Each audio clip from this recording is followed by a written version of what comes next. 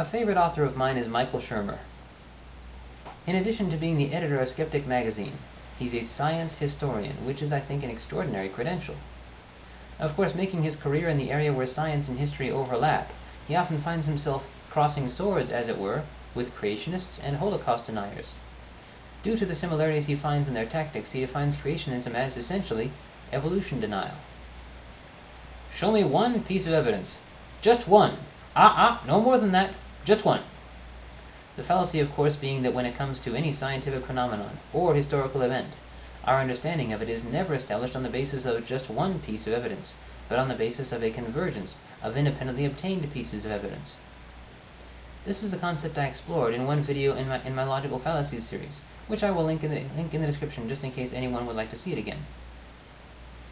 A common theme in Shermer's books is the tendency to define human beings as pattern-seeking primates. We are pattern seekers. We tend to be extraordinarily imaginative about finding patterns, even where none truly exist. In time, this tendency helps us to do things like learn new languages, but we tend to take a number of confused turns along the way, in a practice frequently referred to as trial and error, emphasis on the error. I remember growing up, my mother read with me a number of books by Beverly Cleary. One common character was this little girl named Ramona. In one book, her teacher said to her, "Stay here for the present." She didn't understand that her teacher meant present as in time being, not as in gift. So she figured that if she could just fight all impulses to move from that seat, she would receive a gift. As I recall, a large portion of that book was used up sorting out that little misunderstanding. Now, anyone who has been subscribed to me for any length of time has probably observed that I can be a little odd sometimes. This is not a recent development. Years ago, I heard this rumor that if a guy takes a pregnancy test, it will come out positive. It's not true, and I'm not going to say anything further than that. One activity I enjoyed back in the day was turning on the TV, muting the sound, tuning it to a channel that wasn't receiving a broadcast, and just watching the static. It's odd, I know, but I really enjoyed doing this. Because when I did, shapes appeared. Really cool shapes. They were the kinds of shapes that one would expect to see utilized in ship design on Star Trek. I saw them as if from a shuttlecraft flying past them. Now, was I ever under any impression that these shapes were actually there? Was I ever under any impression that some external intelligence had arranged the static into these shapes? Was I ever under the impression that these shapes existed anywhere other than my own imagination? No.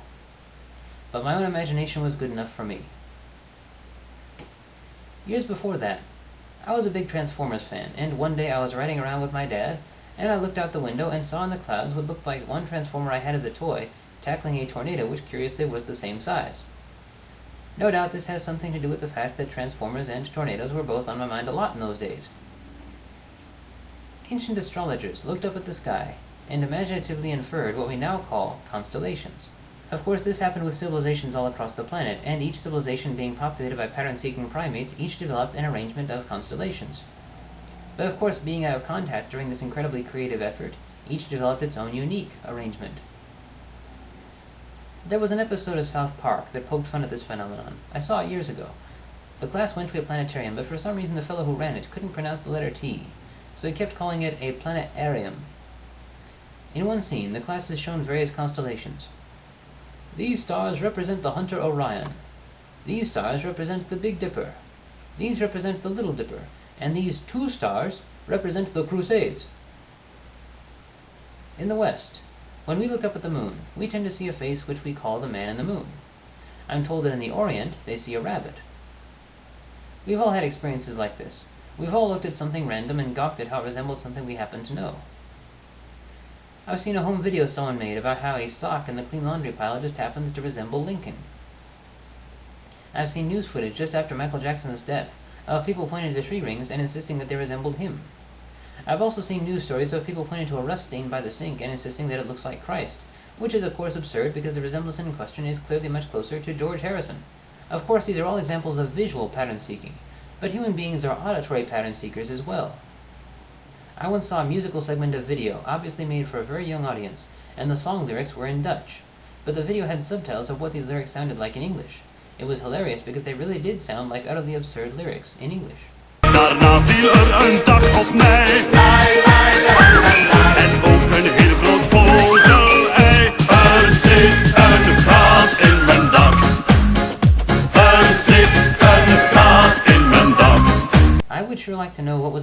the guy who first noticed this resemblance. It's a common practice for any military unit to poke fun at the fears it can expect to confront. The two main fears that one commonly confronts in the submarine force, at least to a greater extent than other military units, are claustrophobia and homophobia, although now that they're allowing female sailors to begin serving on submarines, that one's probably going to change. One day when I was on the sub, someone had a stereo playing the song I'm Blue. At least I think that's what it's called. There's a chorus in that song, most of which is just scatting. The syllables are da-ba-dee, da-ba-die. Someone pointed out how this sounds like I'm in need of a guy. Of course, this changed the way I heard this song from then on. This way of seeing and hearing patterns that don't actually exist is called pareidolia. It's the phenomenon at work when someone listens to song lyrics backwards and hears, say, a satanic message, as explored in this example from Michael Shermer. In this case, supposedly these messages are hidden in electronic phenomena. There's a reversespeech.com webpage in which I downloaded this stuff. Here is the forward. This is the most famous one of all of these. Here's the forward version of the very famous song. If there's a bustle in your hedgerow, don't be alone there. It's just a sprinkling for the May Queen. Yes, there are two paths you can go by, but in the long run, there's still time to change the road you're on. Boy, can you just listen to that all day? All right, here it is backwards, and see if you can hear the hidden messages that are supposedly in there.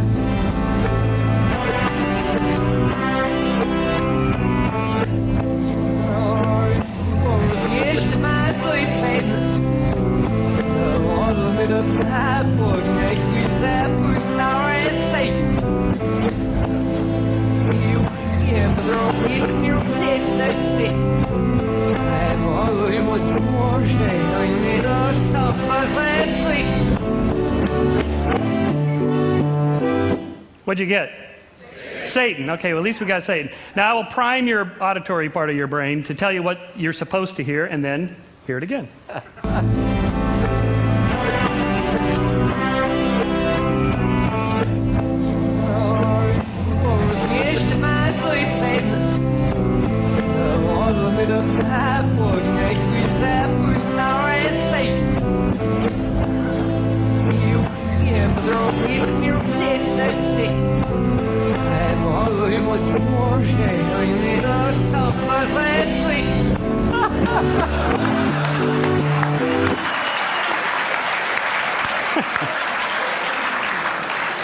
You can't miss it when I tell you what's there. So what I'm wondering is, what other kinds of messages can be found here? Can one find perhaps Zoroastrian messages? Can one find animistic messages? Maybe one can find messages along the lines of Al-Sistani is a douche. Maybe one can find a promotion for a certain company hidden in the lyrics of a song written 5 years after that company closed. Maybe it's possible to find a song with a message that says something along the lines of, don't you have anything better to do than sit around playing songs backwards? I wonder.